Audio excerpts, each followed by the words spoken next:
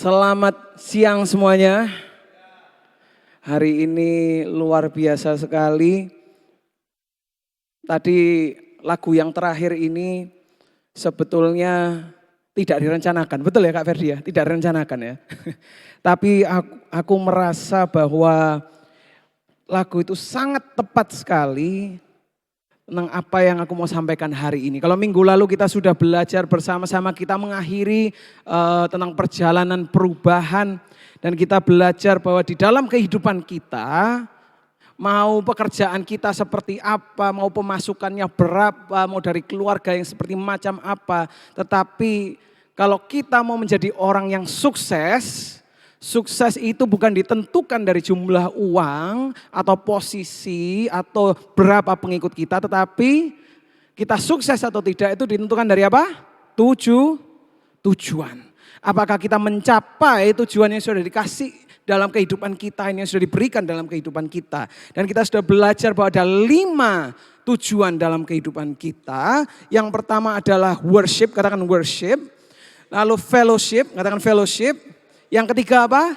Discipleship. Yang keempat ministry. Dan yang terakhir evangelism. Kita punya 5 tujuan dalam kehidupan ini. Kita nggak dilahirkan di dunia ini cuma untuk menikmati hidup aja, cuma untuk, atau mungkin bukan menikmati, mungkin kita merasa cuma untuk sengsara di dunia ini aja, tetapi kita di dunia ini punya sebuah tugas, kita punya tujuan dalam kehidupan kita, yaitu untuk worship, fellowship, discipleship, ministry, dan evangelism. Dan dalam bulan-bulan ke depan aku kepingin untuk kita menggali satu persatu dari tujuan ini. Dan bulan ini kita akan mendalami mengenai worship. Makanya aku tadi bilang lagu yang barusan kita nyanyikan kok luar biasa sekali, ngomong bahwa kita ini adalah penyembah dan kita hari ini mau berbicara tentang worship. Tapi kita mulai dulu, siapa yang di sini tahu worship itu apa? Ada yang tahu? Kalau kita ngomong tentang worship, kita ngomong menyembah Tuhan, betul ya? Menyembah Tuhan. Biasanya yang masuk pikiran kita adalah kalau worship itu apa? Menyanyi, musik, lagu. Dan ada beberapa kata-kata yang dipakai di dalam Alkitab. Ada banyak sebetulnya, tapi aku mau kasih lihat sedikit aja beberapa hari ini tentang worship. Ya, penyembahan. Ada yang pertama itu katanya zamar namanya. Dan zamar itu artinya adalah apa? Memainkan alat musik. Itu adalah zamar. Kita memainkan alat musik untuk Tuhan. Kalau yang kedua tehillah itu artinya menyanyikan pujian atau mengekspresikan lagu hati kita untuk Tuhan. Itu arti dari kata tehillah. Yang ketiga adalah taka yang berarti bertepuk tangan atau kita ini dengan bersukacita, menunjukkan sukacita kita melalui tepuk tangan kita. Dan yang terakhir adalah mahol, aku nggak tahu cara bacanya ya, agak susah bacanya. Nanti tanya Miduk aja kayaknya lebih pinter ya. Tapi arti yang terakhir itu adalah menari dan melompat. Nah seringkali kalau kita berbicara tentang worship, tentang pujian dan penyembahan kepada Tuhan. Kita biasanya berbicara apa sih penyembahan itu? Biasanya kita cuma ngomong ya nyanyi untuk Tuhan. Atau kita main musik, kita buat lagu untuk Tuhan. Tapi apakah menyembah Tuhan itu cuma sekedar menyanyi dan main musik? Apakah menyanyi dan main alat musik itu satu-satunya cara untuk menyembah Tuhan? Enggak. Menyanyi atau memainkan alat musik itu bukan satu-satunya cara untuk menyembah Tuhan.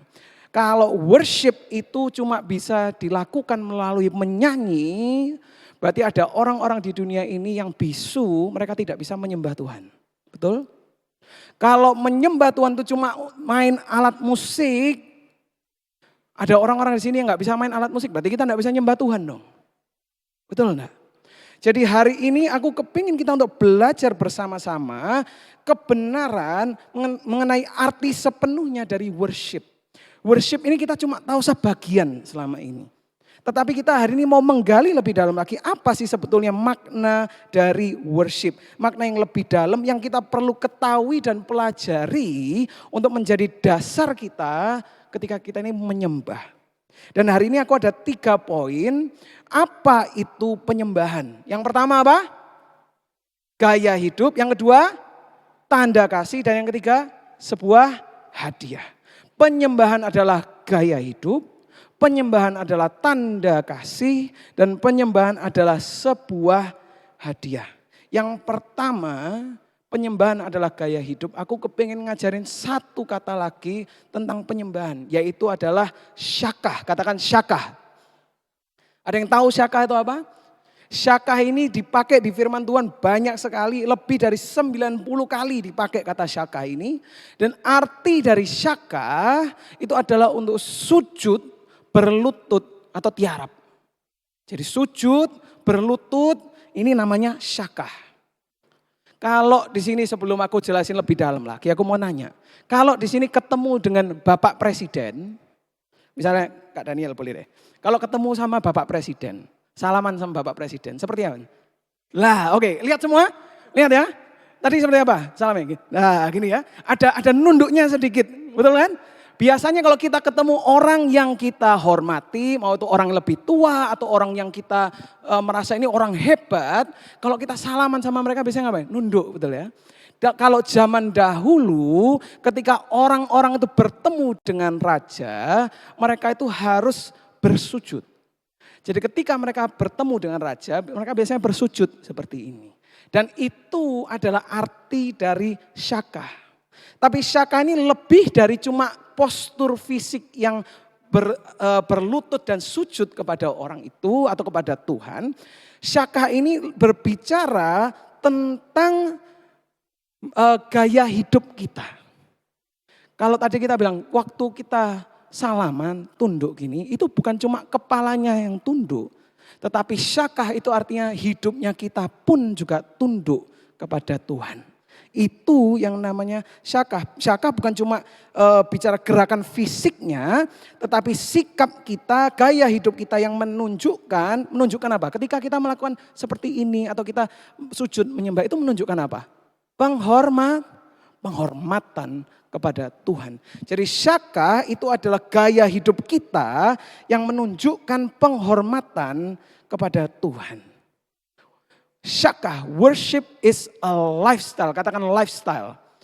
Penyembahan ini adalah gaya hidup, dan kalau penyembahan ini adalah gaya hidup, bukan cuma soal nyanyi, bukan cuma soal main alat musik, berarti etos kerja kita di kantor itu juga bisa jadi worship. Betul?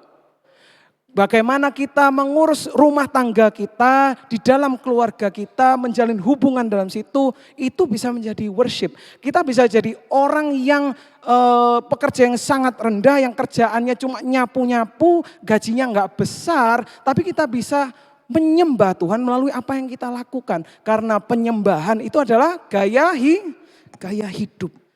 Maksudnya gaya hidup adalah apa? Apapun yang kita lakukan untuk mempermuliakan Tuhan. Itu syakah. Apa yang kita lakukan membawa penghormatan bagi Tuhan. Worship is not just music, but it is a lifestyle. Worship itu bukan cuma soal lagu yang kita dengar, lirik yang kita katakan, tetapi tentang apa yang kita hidupi, apa yang kita lakukan dalam kehidupan kita. Itu yang namanya worship atau syakah. Kolose 3 ayat 22 sampai 23. Kita baca sama-sama ya. 1, 2, 3. Hai hamba-hamba, taatilah Tuhanmu yang di dunia ini dalam segala hal. Jangan hanya di hadapan mereka saja untuk menyenangkan mereka, melainkan dengan tulus hati karena apa? Takut akan Tuhan. Apapun juga yang kamu perbuatlah dengan segenap hatimu seperti untuk Tuhan dan bukan untuk manusia. Apapun yang kita lakukan seperti untuk Tuhan. Kita lakukan untuk kemuliaan Tuhan, bukan untuk manusia, bukan untuk orang. Apapun yang kita lakukan, kita bisa buang sampah. Kita bisa cuma kerja biasa, kita cuma jaga anak mungkin. Tetapi lakukanlah dan berikan yang terbaik seperti untuk Tuhan. Lakukanlah sebagai penyembahan untuk menunjukkan penghormatan kepada Tuhan. Supaya apa? Supaya ketika orang melihat kita, yang dilihat itu bukan manusianya. Tapi yang terlihat adalah Tuhan yang ada di dalam kehidupan kita. Kepingin punya hidup seperti itu? Kepingin untuk punya hidup yang syakah, hidup di mana penyembahan kita ini hidup waktu orang lihat, bukan lihat kitanya tapi lihat Tuhan kita, kepingin? Syaka membawa penghormatan bagi Tuhan. Yang kedua adalah tanda kasih. Penyembahan adalah tanda kasih. Katakan proskuneo. Nah, proskuneo ini adalah salah satu kata lagi nih pakai tentang penyembahan. Dan proskuneo ini menggambarkan tentang mencium. Kalau diartikan, proskuneo itu to kiss atau mencium. Ada yang bilang mencium tangan, ada yang bilang mencium pipi, apapun itu. Tetapi mencium seseorang, sekarang kamu tanya, orang kalau mencium itu karena jarak, karena dekat atau karena hubungan? Apakah karena aku dekat sama Kak Steven, jadi Kak Steven tak cium? Langsung takut kayaknya. Apakah karena jarak atau karena hubungan? Hubungan. Ketika kita mencium seseorang itu karena hubungan, karena ada kasih di dalam hubungan itu. Itu yang dimaksud dengan proskuneo, kita mencium seseorang itu adalah tanda kita mengasihi seseorang. Atau kalau aku bilang tanda cinta kita dan kalau ada hubungan atau enggak. Kalau enggak ada hubungan terus cium-cium orang, benar atau enggak benar kayak gitu. Itu bukan enggak benar lagi, mabuk kayaknya orang itu. Cium ini, cium itu, mabuk itu kayaknya. Tetapi kalau kita belajar bersama-sama, penyembahan itu adalah tanda kasih, tanda cinta kita kepada Tuhan. Penyembahan hanya terjadi karena ada hubungan, katakan hubungan. Kalau enggak ada hubungan, mau menunjukkan kasih itu seperti apa? Kalau aku menunjukkan kasihku kepada orang yang bukan pasanganku, tambah bahaya seperti itu. Tapi kalau kita punya hubungan, kalau aku dengan pasanganku, kita menunjukkan kasih, itu yang akan memperkuat hubungan kita. Proskuneo itu artinya adalah mencium, yang sebetulnya intinya itu apa? Tuhan itu kepingin untuk punya hubungan, katakan hubungan. Tuhan kepingin untuk punya hubungan dan di dalam hubungan itu ada tanda kasih, tanda cinta yang kita lakukan. Pertanyaannya adalah, sekarang ini apakah kita ini kenal sama Tuhan atau enggak? Apakah kita ini punya hubungan sama Tuhan atau enggak? Coba kita introspeksi diri. Bisa bayangin enggak? Kalau kita ini misalnya aku sama pasanganku, tapi kita cuma membangun hubungan 1 kali 1 minggu. Bisa bayangin seperti apa hubungannya? Enggak pakai ngomong, enggak pakai ketemu, nanti setiap hari Minggu kita ketemu di gereja. Apakah bisa punya hubungan yang intim seperti itu? Enggak bisa. Hubungan perlu ada kedekatan, perlu membangun ini yang namanya hubungan. Harus mendekatkan diri, harus mengajak ngomong, harus kita dengerin. Itu yang dibutuhkan di dalam sebuah hubungan. Banyak orang menyembah cuma karena orang itu datang ke gereja. Banyak orang menyembah cuma karena ya aku orang Kristen sudah hari Minggu datang, harus datang ibadah, ada PAW. Udah deh ikut aja sekalian. Tanpa mengerti maknanya itu sebetulnya apa. Banyak orang menyembah Tuhan cuma karena musiknya enak. Atau karena WL-nya, wah mantap suaranya kayak hari ini luar biasa. Wah kalau pas bagus menyembah Tuhan. Begitu WL-nya suaranya fales-fales. Aduh ini salah ini WL-nya. Aku jadi tidak bisa nyembah. Pernah dengar seperti itu? Aku jadi tidak bisa nyembah karena WL-nya. Aku jadi tidak bisa nyembah karena alat musiknya ini mainnya salah-salah terus. Pernah merasa seperti itu? Jujur, aku dulu juga pernah. Tapi udah bertobatnya. Tapi ketika kita ini menyembah, siapa sebetulnya yang kita tuh sembah? Kalau tadi kita ngomong proskuneo itu artinya mencium. Nah, tanya, yang kalian cium itu siapa? WL-nya, pemusiknya, atau Tuhannya? Cuma kan gak enak kalau ngomong cium. Siapa yang kita sembah? Apakah kita menyembah WL-nya yang suaranya enak? Apakah kita menyembah alat musiknya yang lengkap setengah mati kayak, aduh kalau pergi ke gereja tuh kayak dugem pastor enak. Gitu. Atau kita menyembah gerejanya keren. Yang mana yang kita sembah? Atau apakah ketika kita menyembah ini betul-betul menyembah Tuhan? Betul-betul proskuneo, to kiss, untuk mencium Tuhannya bukan yang lainnya. Seringkali kita ini berfokus kepada diri kita sendiri. Aku. Kita pikir kayak kalau musiknya enak baru aku mau nyembah. Kalau WL-nya enak baru aku mau nyembah. Justru itu salah. Karena kita belajar minggu lalu, apa yang kita pelajari? It's not about me, it's about God. Bukan tentang aku, tetapi tentang Tuhan. Dan kadang-kadang kita kalau sudah yang betul-betul menyembah Tuhan, sini yang mungkin pernah mengalami, kadang kalau kita betul-betul menyembah Tuhan, nggak pakai musik pun, cuma main satu gitar pun, kadang tuh menyembah Tuhan bisa sampai mau nangis. Pernah ngalami kayak gitu? Sampai kita tuh nangis. Bukan karena dipaksa, bukan karena dibuat-buat, bukan acting. Bukan karena euforianya, suasananya bikin mau nangis, bukan. Tetapi seringkali kita nih sampai mau nangis, kenapa? Karena kita ini ingat pengalamannya kita sama Tuhan.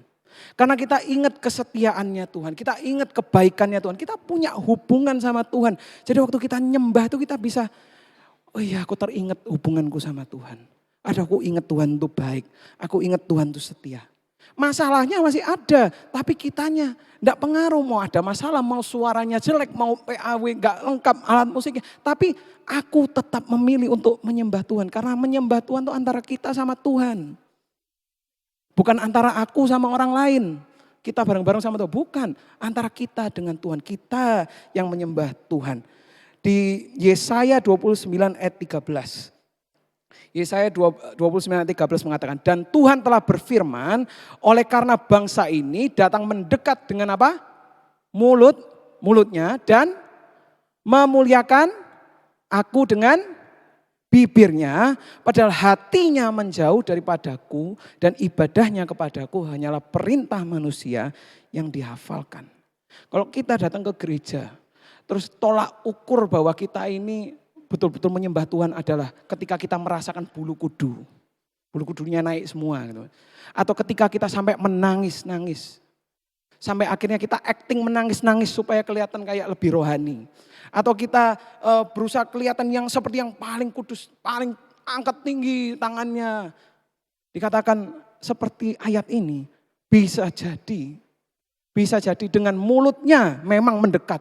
Memuliakan aku dengan bibirnya, tapi padahal hatinya menjauh daripadaku.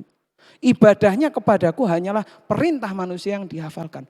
Apakah kita seperti ini? Apakah kita cuma menyembah Tuhan, angkat tangan, loncat-loncat, bersorak untuk Tuhan di hari Minggu, tapi begitu Senin sampai Sabtu kita lupakan yang namanya Tuhan? Kalau hari Minggu kita bersorak untuk Tuhan, kalau Senin sampai Sabtu kita bersorak di tempat dugem kayak gini, sama gerakannya. Wih, gitu. Mendekat dengan mulutnya, memuliakan aku dengan bibirnya, tapi hatinya menjauh. Apakah kita punya hubungan dengan Tuhan? Kalau kita mau menyembah Tuhan dengan benar, kita mau syakah, kita mau untuk bisa tunduk kepada Dia, kita berlutut kepada Dia, menyembah Dia, itu berarti kita harus punya yang namanya hubungan. Katakan hubungan.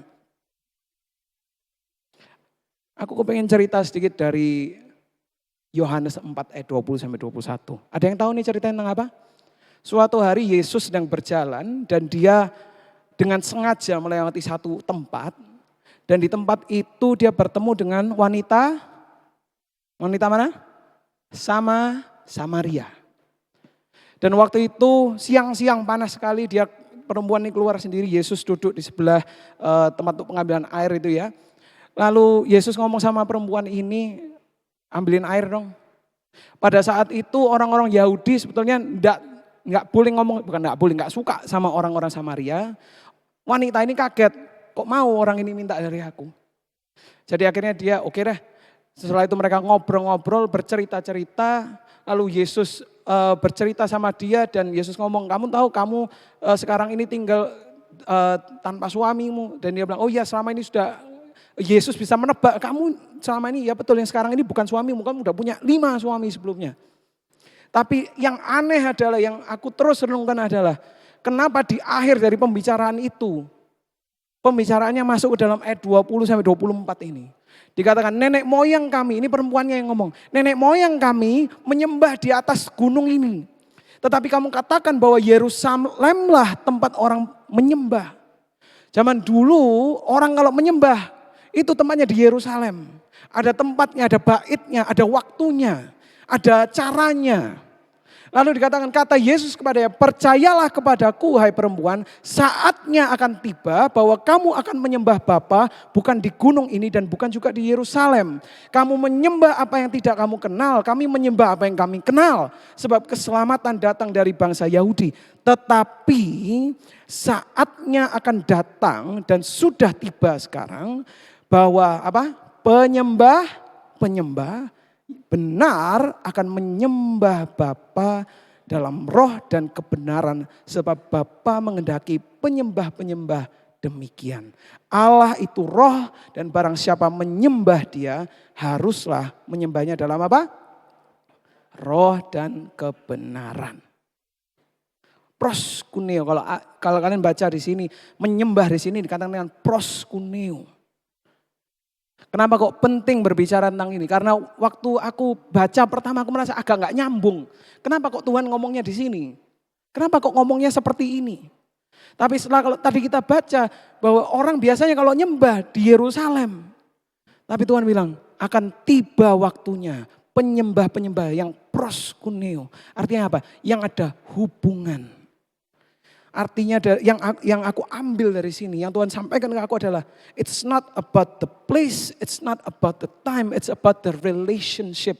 Bukan masalah waktunya kapan, tempatnya di mana. Ketika Yesus datang akan ada penyembah-penyembah yang dimanapun dia bisa menyembah, kapanpun dia bisa menyembah, melalui apapun dia bisa menyembah Tuhan. Itulah keenakannya kita sekarang. Kita nggak perlu datang ke Israel, mahal tiketnya guys. Datang ke gereja aja seminggu sekali, tapi hari demi hari kita pun bisa datang kepada Tuhan. Dan sebetulnya yang Tuhan inginkan itu adalah apa? Tuhan tuh kepingin punya hubungan dengan kita. Tuhan kepingin kita mengasihi dia mengasihi kita. Dia mau supaya Tuhan itu menjadi pusat dari hidupnya kita. Proskuneo itu adalah tanda kasih di mana berarti kita ini punya hubungan sama Tuhan. Yang ketiga, penyembahan adalah sebuah apa? Hadiah. Dan kata yang aku mau jelaskan sini adalah latrewo. Enggak tahu cara ngomongnya. Latrewo. Latrewo. Tapi waktu aku baca ini luar biasa sekali. Kalau aku mau tanya dulu, kalau penyembahan adalah sebuah hadiah, siapa yang di sini merasa ini artinya berarti menerima atau memberi? Yang bilang ini menerima hadiah, angkat tangan.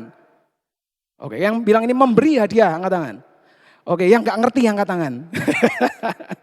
Oke, tapi latreu itu kalau kita cari artinya, penyembahan adalah sebuah hadiah. Kalau kita cari latreu itu artinya apa? Artinya itu adalah mempersembahkan hadiah. Jadi bukan menerima, tapi kita ini memberikan hadiah. Seperti contohnya ketika 3 orang Majus ini datang kepada Yesus, mereka membawa apa? Emas, kemenyan, dan mur. Emas, kemenyan, dan mur dibawa sebagai apa? Sebagai hadiah karena mereka ini datang kepada raja. Zaman dahulu kalau kita ini mau datang kepada raja, kita mau bertemu kepada raja, kita ini perlu membawa sesuatu. Dan kalau kita tahu semua bahwa Tuhan itu adalah raja kita, amin. Tuhan adalah raja kita. Yohanes 14 ayat 6 mengatakan kata Yesus kepadanya, akulah jalan dan kebenaran dan apa? Hidup. Tidak ada seorang pun yang datang kepada Bapa kalau tidak melalui aku. Karena melalui Yesus kita bisa datang kepada Bapa, kita bisa datang kepada tahtanya. Kalau kita bisa datang kepada Tuhan itu bukan karena penyembahannya kita yang bisa membuat kita datang ke sana. Tapi karena Yesus.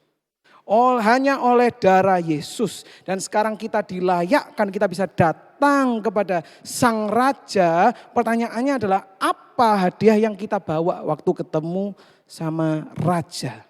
Karena seseorang tidak boleh datang ke Raja dengan tangan hampa. Nggak boleh bawa dengan tangan kosong. Kalau mau ketemu sama raja, kita memberikan sesuatu. Kalau di sini yang sudah pacaran siapa? Yang sudah lulus pacaran, boleh angkat tangan? Nah ini dia. Ingat zaman-zaman pacaran dan yang masih pacaran? Siapa yang di sini pernah cowok-cowok yang pernah mau beliin hadiah untuk ceweknya, ayo. Dipikir lama enggak? Oke. Pakai dipikir enggak? Pasti pakai dipikir dong. Oh, kasihan banget Kak Vega kalau enggak pakai dipikir. Pasti kalau seorang cowok itu, oh aku tahu. Aku tahu, Kak Wiwi ini bukan enggak jawabannya. Dia maunya kelihatannya tidak terpikir, tapi sebetulnya memikirkan banget sebenarnya, betul ya? Kepingin kelihatannya kayak romantis secara natural gitu. Tapi sebetulnya kalau kita beliin barang untuk pacar kita, pasti kita ini mikirin, wah barang yang paling cocok, yang paling bagus untuk dia ini apa, yang paling cocok sama uang yang ada di dompetku juga, betul?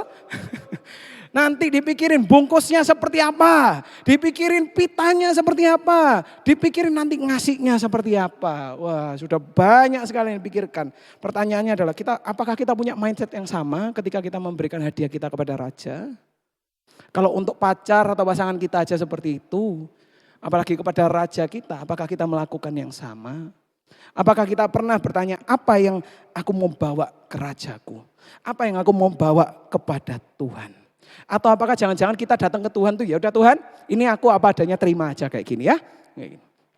Boleh enggak? Ya sebetulnya boleh. Tetapi ketika kita ini mau menyembah itu berarti kita perlu untuk mempersembahkan sesuatu.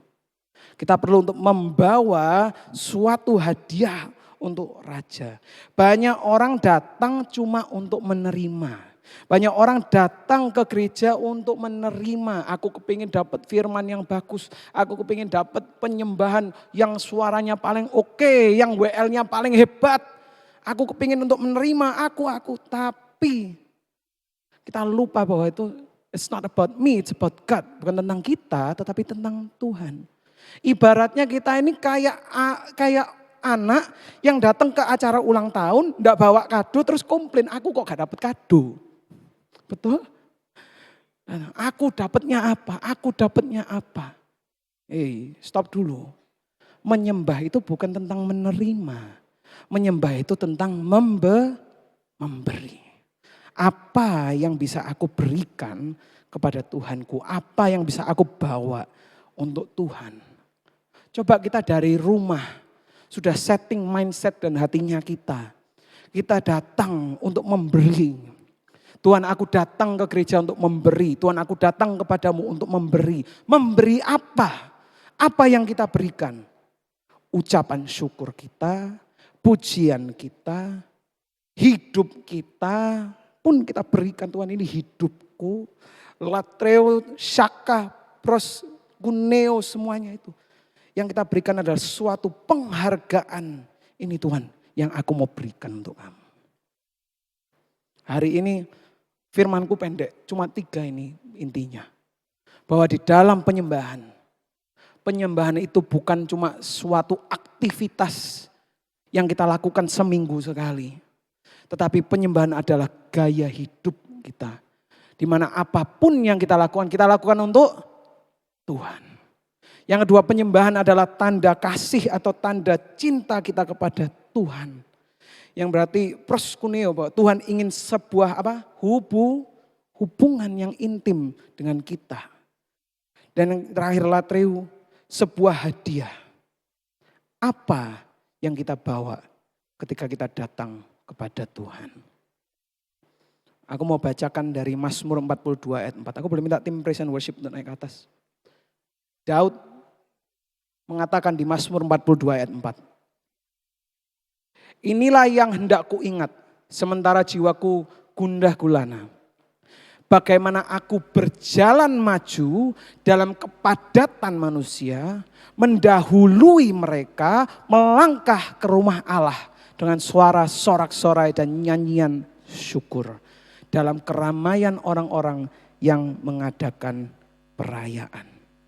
Daud dia berjalan maju mendahului banyak orang. Pertanyaannya kalau kita datang ke rumah Allah atau kita datang di rumah kita sendiri tapi kita datang kepada Tuhan. Apakah itu karena kita harus wajib? Aku orang Kristen ya aku harus datang kepada Tuhan. Atau apakah karena kita mau untuk datang kepada Tuhan?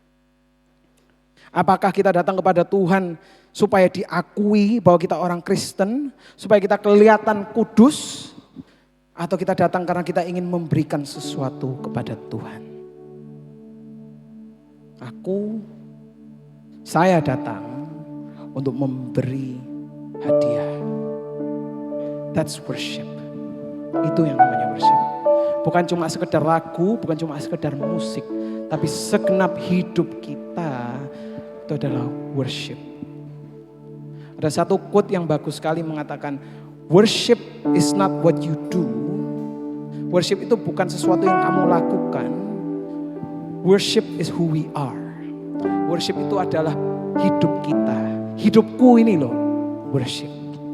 Apapun yang aku lakukan, di hari Minggu, di luar hari Minggu, di pagi, siang, malam, semuanya aku lakukan untuk Tuhan. Semuanya untuk punya hubungan yang dekat dengan Tuhan. Semuanya aku bawa untuk berikan kepada Tuhan. Dan hari ini aku mau tutup dengan ini.